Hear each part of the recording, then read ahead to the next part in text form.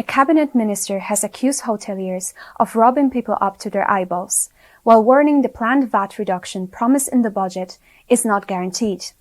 Patrick O'Donovan, the Arts, Culture and Sports Minister, previously responsible for hospitality under the tourism brief, admitted that price gouging has happened under this government. In an extraordinary attack on the hotel industry, the Fine Gael firebrand suggested hotels are routinely fleecing people around big concerts and events. He said it amounted to killing the goose that lays the golden egg. And Mr. O'Donovan warned that hotel bosses need to be very careful ahead of next month's budget.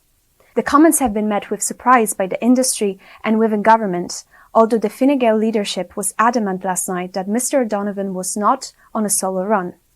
A spokesman said Mr. O'Donovan was only echoing what Tourism Minister Peter Burke said last month when he criticised Dublin hotels for extortionate prices. He also said that dynamic pricing, inflating room charges for major events was absolutely not acceptable and sends out a bad message for Irish tourism.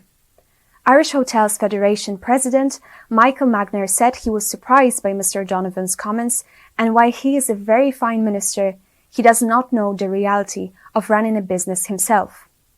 You can follow the story on the Irish Independent.